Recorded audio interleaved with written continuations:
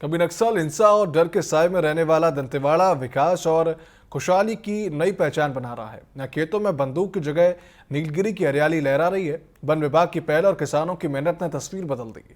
मुफ्त पौधों और तकनीकी सहयोग के जरिए नीलगिरी की खेती ग्रामीणों के लिए स्थायी रोजगार का साधन बन रही है। कागज, फर्नीचर और दवा उद्योग से जुड़कर किसानों की आमदनी बढ़ रही है और ये समृद्धि नक्सल हिंसा पर सबसे मजबूत जवाब साबित हो रही है।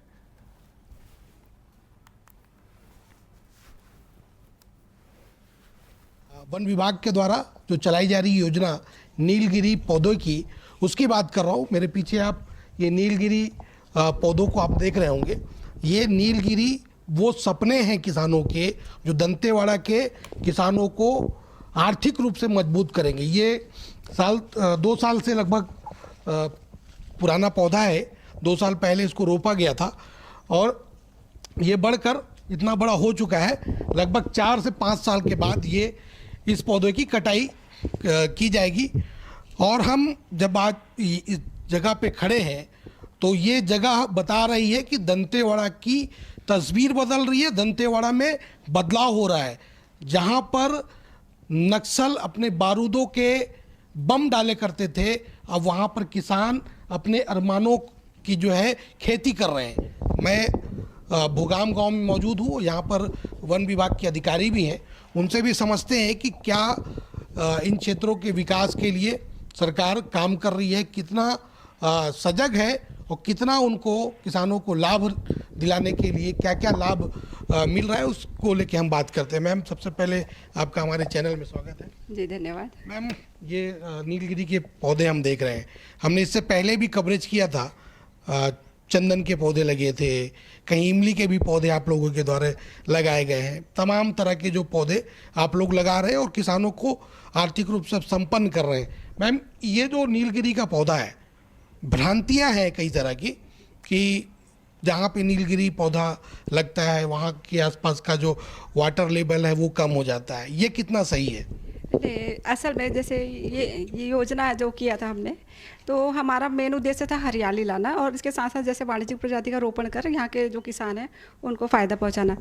आपका नीलगिरी का ये है कि आप देखिए बंजर ज़मीन में आपको कोई भी पौधा नहीं उगेगा, लेकिन आप वहाँ पे नीलगिरी लगा सकते हैं।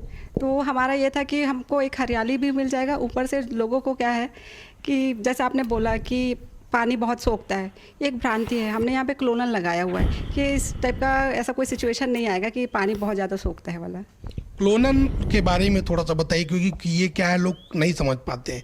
क्लोनल क्या होता है और जो पौधे जो पानी सोखते हैं और इन दोनों के बीच में क्या अंतर है? जैसे क्लोनल का तो मैं इतना ज़्यादा नहीं बोल पाऊँगी, लेकिन जैसे आपका जो हमारा सेल रहता है उसको मतलब एक हाई लेवल पे ले जाके हम वहाँ से वो करते हैं, मतलब जो सेपलिंग तैयार करते हैं।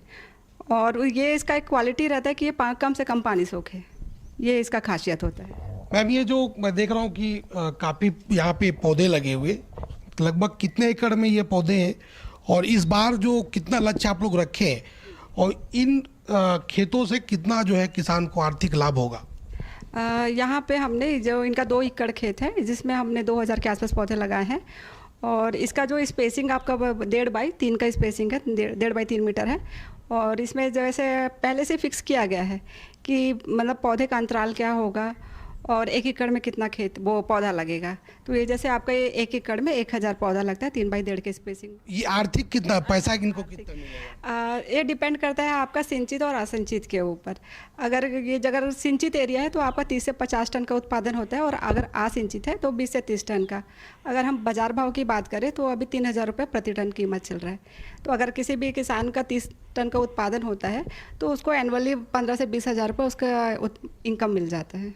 बंजर भूमि में भी पैसे भी निकलते हैं। ये किसान भी हैं, इनसे भी हम संवाद करते हैं। हमने आपको दिखाया था कुछ दिन पहले ही उद्यान विभाग की एक जो है 7 एकड़ में पाम ऑयल का जो पौधा था, ताड़ के पौधे से तरक्की हमने दिखाई थी।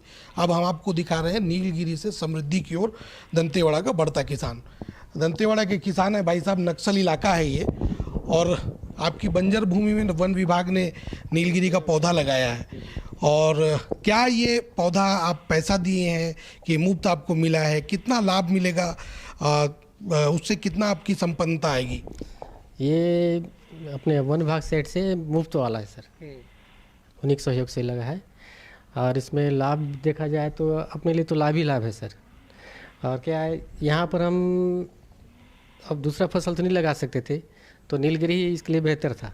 बंजर भूमि थी। जी जी, तो इसमें तो है, हम ही को ही फायदा है। तो ये जैसे नीलगिरी ये बोलते हैं कि इसको 4-5 बार काट के फिर से नया तैयार होता है। जी जी तो एक बार लगा लिए तो लंबे समय जी जी, लंबे समय तक जाएगा। पैसा मिलते रहेगा। आम के आम गुठलियों के दाम वाला कहानी है नीलगिरी के पीछे में। नीलगिरी बस्तर में आप देखेंगे कई इलाकों में बड़ी बहुतायत रूप से इसकी खेती की जाती थी। दंतेवाड़ा जैसे सुदूर इलाके में अब इसकी जो है धीरे धीरे यहाँ पर लोग अब इसको लगा रहे हैं, और ये नीलगिरी लोगों की आर्थिक रूप से इसको मजबूत करने में भी बड़ी सहायक हो रही है। सरकार लगातार संवेदनशील होकर दंतेवाड़ा और दक्षिण बस्तर के तमाम जो इलाके हैं वहाँ के किसानों को आर्थिक रूप से संपन्न करने का प्रयास कर रही है। दंतेवाड़ा, बीजापुर, सुकमा और तमाम जो नक्सल प्रभावित इलाके हैं वहाँ पर नियत नीलानार योजना चलाकर नक्सल के ऊपर में भी प्रहार कर रही है। उसके अलावा यहाँ के किसान भी सरकार की इन योजनाओं में अपनी सहभागिता देते हुए जो है बस्तर को बदलने के लिए प्रयास कर रहे हैं, दंतेवाड़ा को बदलने का प्रयास कर रहे हैं। धीरेन्द्र तिवारी, टीवी 24, दंतेवाड़ा।